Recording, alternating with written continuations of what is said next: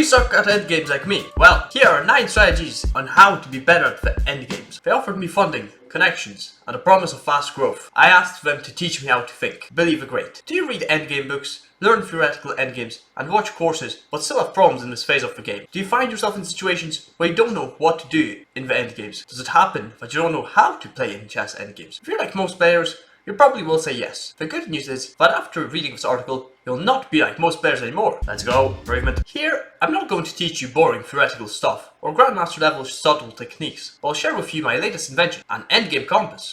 Sounds interesting. An endgame compass. We'll see what to do. We'll have a general direction. This compass contains practical endgame strategies, so I shall never be lost in the endgames and will always know what to do. Before that, let me tell you a story of the guy who inspired me to create this compass. From Grandmaster to Michelangelo. A few months ago, one of our affiliate partners came with a unique request. Instead of withdrawing his commission, he asked us if we could analyze his games and help with a problem he faces. Instead of getting paid, he's trying to use his connections. They had grandmasters to analyze games for him. That's intelligent. When our client support girls forwarded the email to me, I recognized the guy, and I liked him very much. I said yes. He joined us as a student at the beginning of 2022, and quickly raised his rating from 1400 to 1900 in a few months, and then reached a plateau. He couldn't raise his rating for the next 3 months, and achieve his goals of crossing the 2000 rating barrier. During the call, when I asked him why does he think he got a plateau, he pleasantly surprised me with how prepared and objective he was. He said, I lose almost every equal endgame. I've already read 6 books about endgames, but they didn't help me much. I still lose a lot. That must be disappointing. Man really tried. 6 books on endgames, and he's still losing. I started to briefly check his knowledge of basic theoretical endgames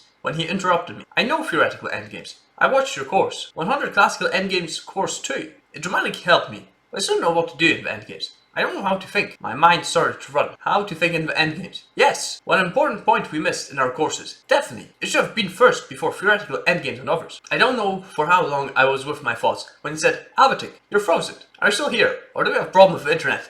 I asked him to give me time, and I'll be back. I came down to the first floor where our coaches work, and asked them if there are any endgame books that teach how to think, and I didn't accept the immediate answer. No, mainly theoretical endgames, and examples from games. I asked my team to carefully check it out. On Sunday, their answer didn't change, so it seems like everyone's teaching their own thing. People are learning theories, but they don't actually know what to do with them. So on Tuesday, I don't work on Mondays. I'm glad we cleared that one up. I would have thought that he missed the day, and I would have judged him severely for it. I turned off my phone, internet, and everything else. I took out a pen and paper, put on my headphones, and set my Spotify playlist for creative thinking, and dove into work. I wanted to see if I could create a roadmap for the endgames. I came up with some rules and principles, but I couldn't connect them. It wasn't a roadmap. It was just separate principles. Useful, but still not what I wanted. So I was like a painter, drawing something on my paper, trying to connect the dots. Many papers went into the recycle bin. Look at him, getting a gift. There's some high quality articles. My wife approached me laughing and said, Av, are you a Grandmaster or Michelangelo? Keeping in mind essence, I have not failed 10,000 times. I've successfully found 10,000 ways that will not work. I continued working, and on the next day, I had the roadmap ready. Persistence pays off. I guess it makes sense he became a Grandmaster. He had to play like thousands of positions before he got there. The more I looked at it, trying to identify gaps or places to improve, the more I was proud of myself. Yes, I grant myself my favorite ice cream bowl. Fair enough, I like an ice cream bowl. I haven't done anything, but I like an ice cream bowl as a reward.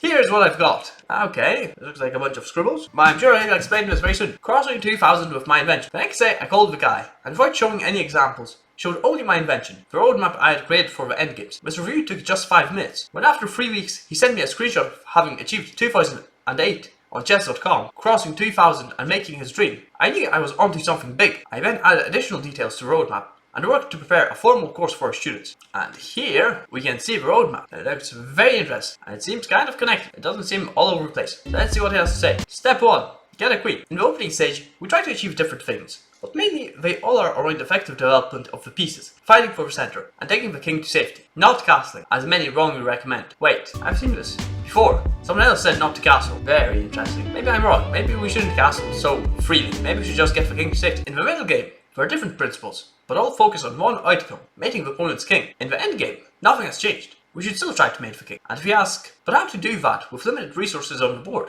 That's a good question. The answer is, we need a queen. That's why the pawns, especially the passed pawns, become the star of the show. Look at this pawn. He's running.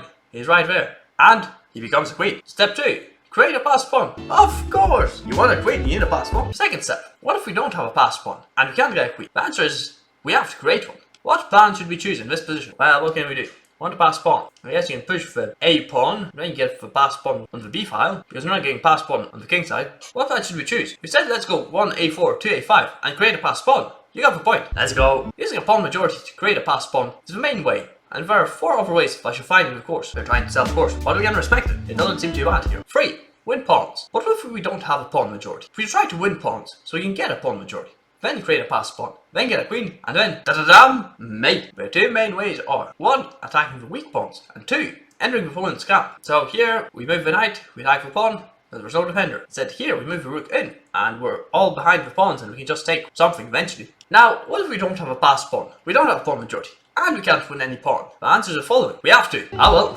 I guess where there's a will, there's a way. We can't win them immediately. We'll do it slowly, and we can do this by activating the pieces. If you've watched our courses, educational streams, and especially the Happy Pieces course, you know the importance of having active pieces. The same is true in the endgames. We shouldn't have sad pieces, but if we do, we need to take them to effective positions. Which squares are the most effective for our pieces? Usually, the answer is in the center, but in the endgames, it's often not the case. Below is an important rule to remember. In the endgame, the pieces are effective if they target or potentially can target the opponent's weak pawn. So we don't care about the center, we care about the pawns. There it is.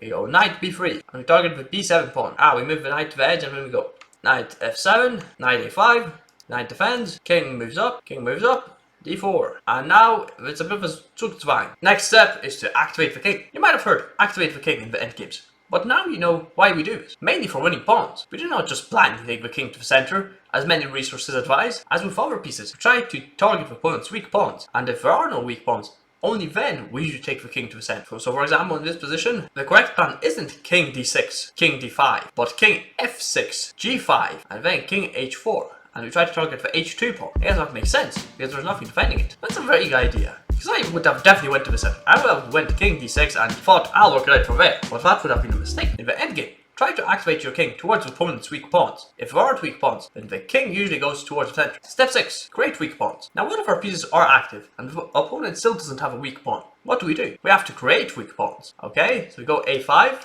we take, rook takes, and now the pawn has to be defended because it has no supporting pawn from the back. I see. Step 7.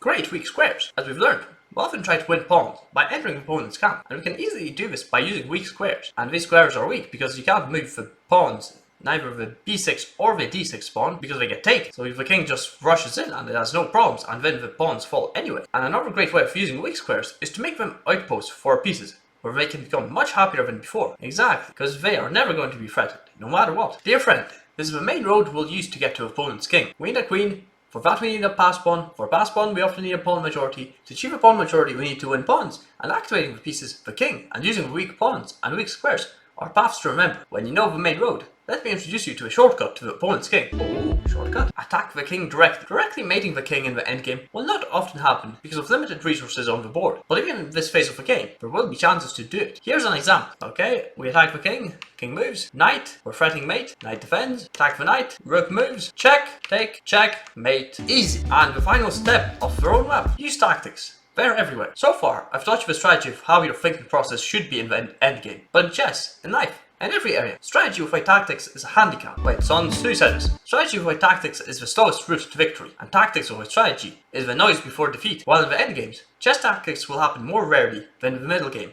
but they still occur, and tactics will often help in our strategy. Conclusion. Dear friend, here is a full road map of the endgame. I'm giving it to you like a compass to navigate the endgame. You can always use it when you're not sure what to do, and how to think in the endgame. So, now we know how to play the endgame.